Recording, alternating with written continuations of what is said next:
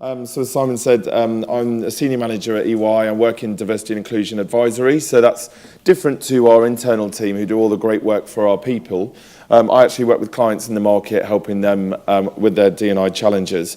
I heard that at every conference you should learn 3 new things and meet 3 new people, so hopefully I can bequeath 1 new thing at least and be one of the people you might meet. I've got 15 minutes, which is always a bit of a challenge for me. I do like to talk a lot. I'm going to give a quick overview of EY's journey with diversity and inclusion to date. So I should say EY, everyone, don't know if you do know, it's Ernst & Young. Branding exercise didn't go too well, I don't think, because no one ever knows what EY is. And D&I, diversity and inclusion. I'm going to introduce the National Equality Standard, and I'm going to talk really in practical terms about how that's enabled organisations to get a competitive edge through diversity and inclusion. Before I do, I wanted just to talk a little bit about the D&I business case. So we're obviously all very familiar with the kind of abstract kind of notions of squillions being added to the bottom line through D&I. But actually, I wanted just to mention a couple of more kind of specific examples that really piqued my interest recently. And that is around D&I helping businesses remain relevant and reach new markets. So this example really started with an estimation by Thomson Reuters that Muslim spending power on clothes and footwear is going to increase 82% by 2019. Last year, H&M, the world's second largest retailer, featured its first Muslim model wearing a hijab as part of a D&I campaign that started internally but then rolled out externally. As soon as the news went viral, they saw their sales absolutely surge 12% in 2 weeks. It just goes to show how kind of internal insights can actually lead to better market share. Also, I realised recently that Ogilvy and Mather, the big global advertising company, have actually set up a whole specialist division now, helping organisations build brands with Muslim consumers. So there really is this kind of commercial, compelling reason why D&I is important. Secondly, we all know, I must have seen reports about D&I helping organisations more effectively manage risk, helping them improve their organisational resilience and better navigate disruption, along with all the abundance of research showing that increased diversity and inclusive workplaces are indicators of strong financial performance. So what we're seeing now is all this actually being high on the agenda for investors. So this year alone, Thomson Reuters again and Bloomberg have launched tools for investors that map D&I criteria along with financial performance. So investors now can make more insightful decisions about where they their financial investments. Morgan Stanley actually are one of the first to use such tools when they're making investment decisions, and they say that the number of investors incorporating diversity criteria into their decisions has tripled since 2014.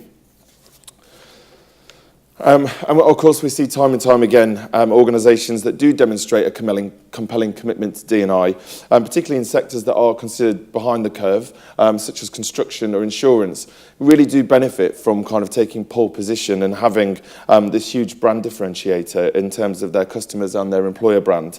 And for more industries that are more mature around D&I, like professional services, we're seeing time and time again the negative cost of them being conspicuously absent with D&I. So they were just a couple of the 3 more interesting, I feel, business case proof points. And certainly when we're talking to clients about D&I, we never really talk to them about D&I to begin with. We always talk to them about their business challenges. Apologies if this isn't very accessible, but it just shows the kind of trends, the major global trends that are driving the need for D&I. Things like the rise of technology, globalization, skill shortages, growing employee expectations. When we open conversations with clients, it's normally about their business challenges, and pretty soon you can boil it down to a talent issue and therefore a D&I issue. For instance, I was with a client the other week who was talking about how they're rapidly expanding into markets overseas. And they were absolutely confident about their business growth. They had no worries about that. That was all meticulously planned. Where their huge anxiety and concern was around their leaders in their business that had been traditionally used to commandeering a team of 20 guys in an office. They might have the corner desk, and they were able to see them and command them. And actually now they were having to perhaps transition to a mindset where they had staff in the Philippines, San Francisco. And so actually the real kind of business challenge for them was about how do they shift the mindset in their leaders to be more culturally competent, to actually really buy into agile working. Flexibility isn't about starting late and finishing early and working from home on a Thursday. It's actually about really harnessing kind of dynamic ways of working. So quickly, what was a business kind of issue, we were able to help them around their D&I challenges. So moving on to kind of E and Y, and really where we've come from, in a not so short space of time, like many businesses and different organisations, we started off about 15 years ago from a very compliancy point of view. So D&I was absolutely about ticking boxes, and it was about staying out the courts, and it was about kind of due diligence and governance. We didn't really have any insight into our staff. It was a bit of a don't ask, don't tell culture, and certainly we experienced business disruption through disengagement, through absenteeism and high attrition. It was around kind of 2000 where D&I became a HR issue. So this is when we started to collect demographic data on people. We set up employee resource groups so that we could actually better understand some of the barriers that people faced, either perceived or real, to their careers. We started to see a peak in staff engagement, and a bit of an emerging kind of business case. People were starting to understand that inclusion is the precursor to engagement and therefore productivity. It was still very much in its infancy, but people were understanding that D&I was actually much more about kind of people and their engagement. And cut to about 5 years ago, 6 years ago, when D&I really started to align with the corporate agenda. This is when accountability for D&I moved into the business service lines, and therefore business leaders now had KPIs and were held accountable for driving D&I outcomes. The impact, therefore, was that they were then able to use D&I credentials in their business development and client proposals. And we've anecdotal feedback about how D&I has really helped us clinch deals over competitors because we were able to present a really diverse team. And we actually, in 2012, did a piece of internal research. We looked at all of our audit engagements that year, so 22,000 audit engagements in the year 2012. And we looked at those that were gender balanced, so those that had equal numbers of men and women. And actually what we found is that as well as kind of improved client satisfaction, they were on average 3% more profitable. So teams with gender balance were financially higher performing. As part of developing our own business case as well, so this is not necessarily using our competitors' data, which obviously we're loath to do, but it was actually about creating something that was meaningful internally, not something that was so abstract it didn't mean anything to the people who were probably disengaged in D&I and didn't really get it. So our own business case came from, in 2012 as well, analysing our global people survey data. So we're quite fortunate because the years we've invested, we've got quite robust data, so we know who's in the building. And so we were able to see that diverse teams, when they answered positively to questions around inclusion, being that they felt their voice was heard, their manager supported them, they had equal opportunities and so on, that they were, on average, outperformed homogenous teams by £125,000 per year per person. And there was also positive impacts on their engagement, their brand sort of loyalty, and also their retention. Of course, diversity, as we all know, isn't the only thing, because actually diverse teams that aren't managed were underperforming homogenous teams.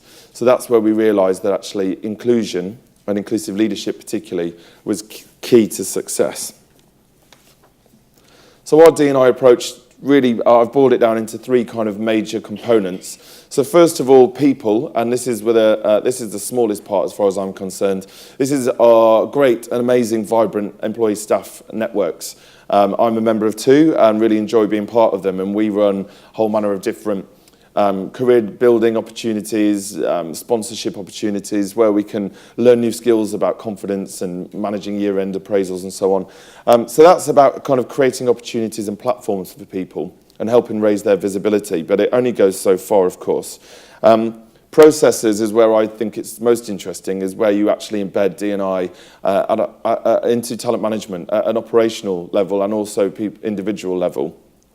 So this is where we've applied a great deal of rigour and scrutiny to all of our processes that underpin the employee life cycle: attraction, recruitment, progression, engagement, and through to exit. And we look at where the systemic bias is manifesting at these critical points so that we can actually do something about it. So we have a rule at EY called Comply or Explain, where all people making decisions about allocation of work, about nominations for promotions, about performance ratings, they all have to be cognizant of our bigger D&I ambition, which is 50% female and 30% BAME up to senior manager, and then it's 30% female and 10% BAME. And if they're not representative of that, then managers have to explain why. Hopefully they do actually comply, but if they don't, then they have to be the person in the room that every 6 months has to stand up, and it gets excruciating, not that I've ever been there, but have to actually explain what they think went wrong, what they're going to do differently next time. So it's a way to, I suppose, cajole and provoke kind of people into action and being much more accountable and transparent for EY achieving its overall aims. And then the final bit is around inclusive leadership. So this isn't about, well, it is about, but it's not only unconscious bias. What we learned quickly is that just doesn't stick. Raising awareness of unconscious bias just allows people to be conscious about their unconscious bias. And people say, oh, that's okay, that's just my unconscious bias. I don't like necessarily people with different accents, or I don't think my client from the Middle East will respect this gay person who's going to be their account manager. It doesn't actually change anything. So inclusive leadership is actually our way to move the conversation on to conscious decision making. So this is where we work with our leaders and we actually help them realise how to interrupt those unconscious decisions. So how do they kind of challenge the status quo, and we help them look at times perhaps when they're under emotional or cognitive load and how they immediately default to that safe pair of hands. What are the consequences of always giving someone who they think just innately gets it the high profile stretch pieces of work that are the opportunities to shine? So we really actually, we do have a number of different exercises where we talk about allocation of work, circle of trust. We define what trust means and actually what the consequences are of not looking outside your kind of sphere of influence. And that's really having an impact. So 94% of partners in the firm have gone through that. And it's a whole day that we invest per partner. And there's a whole, obviously, calendar of support to actually make it sustainable and embed it rather than just having it as a kind of one-off transaction. So they're the kind of three main areas how we drive D&I our business.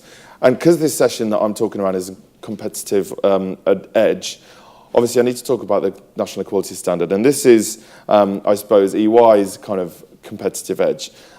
So 4 years ago, the National Equality Standard, or NES as it's affectionately known, was launched.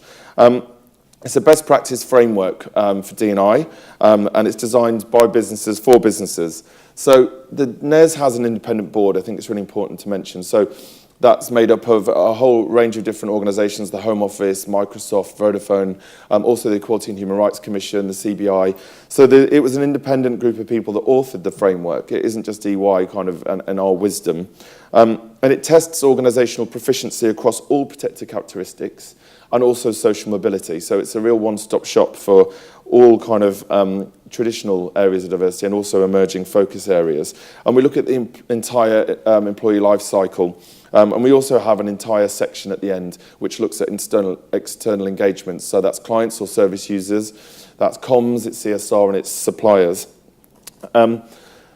I'll talk briefly about the process, but this isn't, I'm not trying to bore you, but there's no arbitrary kind of deadlines, there's no arbitrary timescales, and there's no prescriptive questions. So we spend about 6 months with you to really get to know your organisation, and it's up to you, and we support you to tell your story. And there's a kind of basic threshold you have to reach in order to obtain the standard. Our guiding principle is that it's relevant and proportionate. So we've worked with organisations such as EDF Energy, Amnesty International, so it's fit for any sector, size or shape. Because there aren't any questions and we just have themes that we look at, we can flex it for any organisation. We're actually coming up to our 100th audit. So like in 4 years, we've seen great success and we've got loads more in the pipeline. So this isn't meant to overwhelm you, and you probably can't even see it properly. But this is just to show you that there's 7 standards, and within each of the 7 standards, there's 7 kind of criteria points. So that's a kind of logical process, and there's a certain science and interdependency through all the the kind of competencies. So we kind of, it's an assessment of two halves. We do a document review and then on-site interviews. It's really in-depth, as you can see, but it's absolutely designed to be burdenless for the client. And clients get as a final output a kind of action plan. So this is a 3-year strategic kind of action plan with detailed recommendations to help any areas of deficiency. So any areas that you aren't kind of currently compliant in will obviously don't just leave you there with a gap analysis. We explain how you can improve. The clients report that actually one of the benefits of this is that it embeds a common language and a frame of reference across all the organisation. Because we're on site talking to procurement, L&D, employee relations, marketing, business development, and we're talking to them about what this means for their kind of own fiefdom, then actually what we leave is a kind of sustainable legacy where actually people understand that this is a business issue and this isn't a HR issue anymore. So some of the lessons that we've learnt from doing the NES is that organisations often really don't understand how D&I links to the corporate or the business ambition. Often when we're interviewing senior leaders, I always like to ask kind of what the business case is, really simple, and you'd be surprised how many hesitate and can't actually articulate why D&I is really good for their business specifically. So we really help organisations kind of make that link. They often scattergun some really well-intended, great initiatives, but without actually understanding what the problem is. So they'll start up all kinds of different mentoring programs, coaching programs, CSR programs, network groups. They'll plough money and energy into it, but actually no one's measuring what actually the problem is that it's trying to fix. So whilst they make people feel good, they don't often, to Simon's point, they don't actually create a lot of change. Also, a lot of the proxies that are used for measuring diversity only focus on senior levels.